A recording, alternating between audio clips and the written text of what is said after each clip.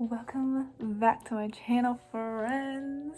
Today I just kind of wanted to sit back, relax, do a very chit-chatty video. I'm gonna be trying out gel nails today, but more importantly I'm gonna be answering your questions that you guys gave to me last week, I want to say, on Instagram. Also, my nephew's here at my house, so if you hear screaming in the background, that's him. He tends to be a very loud child. Before I start answering questions, I wanted to say that I did get a lot of questions about my college experience and what I studied, what I majored in, all that good stuff. And I'm gonna save that for another video. I feel like I could talk for hours about that.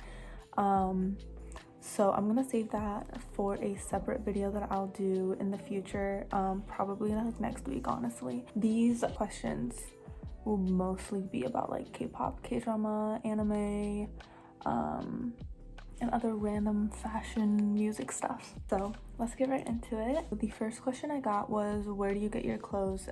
You're my inspo. Thank you. The main place that I shop at is thrift stores, but I also like to shop at H&M, and I love Target. Target is like my guilty obsession. But yeah, mostly just H&M, Target, or like the big like actual stores I shop at. Also, I do shop sometimes on yesstyle. Shameless promo, I do have a code. Those would be my top stores that I regularly shop at. My favorite K-drama of all time and why? This is really hard for me because I literally love every single K-drama that I watch. I literally cannot pick a favorite. That is my toxic trait. Also, how do I do this? Drop it in there, drop. So to answer your question, my favorite K-drama of all time would be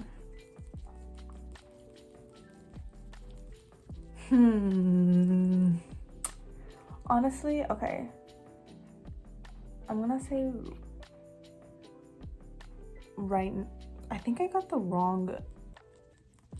I actually don't have a favorite. That's my answer. I have a really hard time picking favorites, whether that's, you know, anime, K-drama, TV show, music, artist. Literally I have a hard time because I think every type of media and entertainment I consume, I think it's 10 out of 10 every time. So it's just really hard for me to pick favorites, but if I had to, I would probably say Hometown Cha-Cha-Cha, because everything about that show was perfect, and it also got me out of a really long K-drama slump that I had. And also the entire cast is perfect.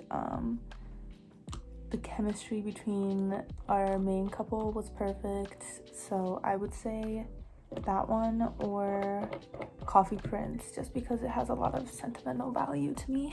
My favorite song right now probably, I'm not sure. I hate picking favorites. I think that's like my toxic trait. I can't pick a fave. We'll say Polaroid Love by Enhypen, but right now it's literally anything by Enhypen because I'm obsessed with them. Artists I listen to. Okay, I will go through the K-pop artists I listen to and then the Western artists I listen to. Let's go to my Spotify real quick. Obviously I listen to BTS. I also listen to Enhypen. Those are the two I really listen to.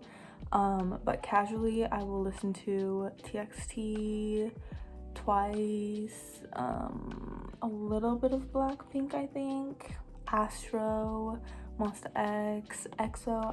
I was a huge EXO back in the day. GOT7, 17. I think that those are all the boy groups I listen to. For girl groups, I listen to Twice. I listen to I've been into Stacy because, you know, Stacy girls, it's going down, baby. I've been obsessed with What Da Da Da. Western artists, I listen to Yeek, Wave to Earth. I mean, Wave to Earth is K-R&B, I think. Oh, I also listen to Dean. I love Dean. Umi, Omar Apollo, Dominic Fike, Tay Swift, 1D, 88 Rising, Bruno Mars and Anderson .Paak. Love them. Kelly Uchis. Yeah, those types of artists. Your top 10 favorite K-dramas and what you love about them. I'll save that for a different video because I think I could talk for a really long time about that, and I also need to organize my thoughts on that. Biases and bias wreckers in groups that I stan. Okay, let's go down the list. BTS, my alt is Taehyung. Slowly, I'm going into the Namtaegi route, path, whatever you want to call it. The older I get, the more I just love Namjoon. But bias, okay, I'll say alt bias is Taehyung, and then my bias wreckers are Namjoon and Yoongi. TXT, my bias is Yeonjun, but my bias wrecker is Beomgyu. And I think we're all just having a moment with Beomgyu right now, or like recently, because I've seen everyone being like, so are we all just standing Beomgyu right now? Yes, the answer is that yes. These kind of are looking cute. Very much sheer, very much shiny. It's giving. In ENHYPEN, my bias is Sungjoon and Sonu, but my bias wrecker is Jay. Internally screaming. My high school experience, I think I could put that into my college experience video, just like my overall, like, you know, schooling experience. Now that I've graduated, now that I no longer am a student, now that I do not have the identity of being a student attached to me, which is very weird, trying to figure that all out right now. But I could totally talk about that in my next video. Ooh, how I first got into K-pop. So I first got into K-pop through YouTube, but it was through the Call Me Baby or Growl. I think it was Growl. It was through the Growl music video from EXO. So when I tell you I was a big EXO back in the day, I mean that. And my bias in EXO was Kyungsoo, and my bias wrecker was Baekhyun. But yeah, I first got into K-pop through YouTube. I saw the Ground music video. I was like, EXO! And I was the biggest EXO stan. And then I joined K-pop Twitter in like the end of 2015. And through there, I mean, I had a lot of mutuals, a lot of friends that liked BTS and other groups, and so that's how I got into all the other groups that I see now.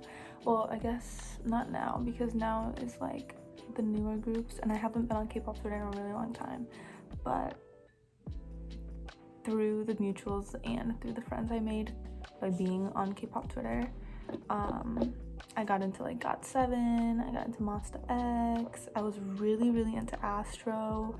When they first debuted, I literally was all up their butthole. And then I was also really into NCT when they debuted. Oh my gosh, I was so into NCT. Not anymore though. Are you an introvert or an extrovert? If you can't tell, I'm an introvert. I think that my online presence and my online personality comes off as very extroverted, which is really interesting. But if you ever meet me in person, I'm literally like, I'm a very awkward person, and in real life, IRL, I'm very awkward. My favorite shoujo animes and mangas. So if you didn't know, if you followed my TikTok from when I posted a lot about BTS and about K-dramas, I originally started my account as an anime account. So yeah, I am a consumer of all the medias, of all the Asian medias. But my favorite shoujo anime and manga would be Kimi ni Todoke. If you know, you know. Like, that is my ride or die. I will D-word on that hill. Like, that is everything to me. That show and manga is everything to me. I literally have the entire manga series back here on my shelf, as well as Blue Spring Ride's manga. Also, Blue Spring Ride manga over the show any day. Any day. My hands are getting cold. But yeah, Kimi ni Todoke would be my fave, like number one fave. But I also love Fruits Basket. Girl, oh my gosh, Fruits Basket, literally so good. And season 3 came out last year. Oh my gosh, I was all up on it. It was so good. My favorite K-pop group, if you can tell, it's BTS. Kdrama recommendations. Right now I tell everybody to watch Our Beloved Summer because it's ongoing, even though it's literally ending next week. But Our Beloved Summer, if you haven't watched it, you have to go watch it. How would you describe your style, clothes, room aesthetic, etc.? Ooh. Ooh. I literally don't know. I just wear whatever I think is cute. I do have, no, I don't. I was gonna say I have like a color palette. I don't. I wish I was one of those girlies who are like, I wear the same colors, and I have 2 pairs of jeans. No, I literally buy whatever is cute, and then that's my problem. I will buy whatever I think is cute, and they all tend to be very statement pieces, and then I get home and I'm like, I'm never gonna wear this. It's cute, but I'm never gonna wear this. You know what I mean? It's whatever. I don't know what I would describe my style as. It's whatever I want to wear, whenever I want to wear it. But I do like, I've learned in the past few months that I prefer comfort over looking pretty. So I own a lot of comfy jeans. And if not comfy jeans, I'm in sweats. If not in sweats, I'm in leggings. If I'm not in leggings, I'm in flared leggings, or I'm in like athletic shorts. And my room aesthetic is so weird. My room aesthetic is like so not me. This was me 2 years ago, but I'm moving out in 3.5 months, so there's no point in me trying to revamp my room. You know what I mean? Like, there's some things I'm gonna take with me when I move, but like the vines, dead to me. The bookshelf is cute. I love the bookshelf. That's my pride and joy. But like, you know, some things I'm just not gonna take with me. Like, I have mirrors in here that I'll take with me, but like, I think it's just the vines. It's the vines. It's like every K-pop and anime stan room has the vines. And she just needs to go. Like, she was cute. She was a moment, you know, she served her moment. Also, I have a really hard time doing my right nail, but we're gonna do our best, friends. How do you balance K-pop / media consumption in school? Since I'm not in school anymore, my screen time is embarrassing high. It is humiliating how high it is. When I was in school and when I was busy with school, I simply had no mechanisms, no strategy to balance media consumption and school. I simply would do school whenever I felt like doing school, and because I'm the type of person who gets like bursts of energy, bursts of motivation, where I'm like, okay, I'm gonna do this and kick its butt. Like, I will sit in front of my laptop and write my paper for 3 hours and get it done. You know what I mean? I don't know if that made any sense really, but I was the type of student who could get something done if I really put my mind to it, and I wouldn't even like set my phone away. Like, I wouldn't turn my phone off, anything like that. I would just kind of like play music on my phone. And I would look at my phone if I needed to, if I wanted to, if I felt like I was getting a little burnt out, I would just look at it. I think trying to limit yourself doesn't work all the time. For me, it didn't work. But everybody works differently, you know? Everybody's brains and everybody's work, study methods are different. So what worked for me might not work for you. Fave and least fave aspect about posting online. So this is one, as soon as I got this question, I immediately started thinking, being someone on the internet who makes a lot of videos and is seen by a lot of people is really scary because I don't want to be idolized. That's a really scary thing for me. I've seen what happens when fans are idolized, and it's not good. Like, it's so not okay. Like, I'm just a fan, you know? Like, I'm just a fangirl like you. I'm not any different. I'm not any better, you know what I mean? So to people who are watching this, we are friends. Please don't idolize me. Like, I guess, like, not least favorite, but like what I really don't like about posting on the internet, because there is that possibility, there is that chance that, or, you know, like, people, my followers will do and perceive me how they want. It's not in my control. All I can do is, I guess, show up on the internet the way I want to be seen and the way I want to be perceived, but it doesn't always work out like that. People are gonna make their own assumptions about you. People are going to make their own, I don't know. I'm kind of going off on a tangent, but yeah, my favorite thing about posting on the internet would probably be that I have 50,000 friends on the internet now, and I don't think anybody else could see that, you know? I was scared at first to post my TikTok and talk about my TikTok account openly on my Instagram and stuff, but then I was like, you guys don't have 50,000 friends like I do, and that makes me cool. Why should I be embarrassed about that, you know? But yeah, let's move on. Listen to any girl groups? Yes, I do. And I think I listed them off in the beginning of the video. I used to be a super hard Blink. Like, when they first debuted, and also like with their first album, I was a very big Blink, but not anymore, not so much really. Where do you get your fashion inspo?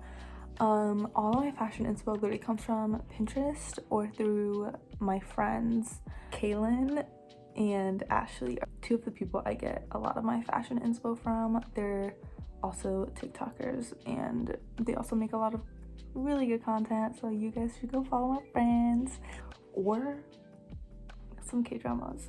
The female lead from Run On has a really good style, and I loved her style in that show. And also Yeonsu from Our Beloved Summer is another one. Love her style. I love her clothes. She's so cute. And then I forget her name, but the bestie from Hometown Cha Cha Cha. Love, love, love, love, love. What do you do for a living? I'm a stay-at-home daughter currently. But yeah, I used to work in social media marketing. Not anymore. Never again will I go back. No hate, you know, like, it was a good experience, but I just don't think it was for me. What's your skincare routine? Ooh, I think I'll save that for a get ready with me video. Those were all the questions that I got that were not related to college or my college experience or my life as a student, so I'm gonna be saving those for later. Hope that this video helped you guys out in learning a little bit more about me, and yeah, this was super fun, super chill. I like these types of videos. Thank you for watching. I will put my socials here. I hope you guys have a wonderful day.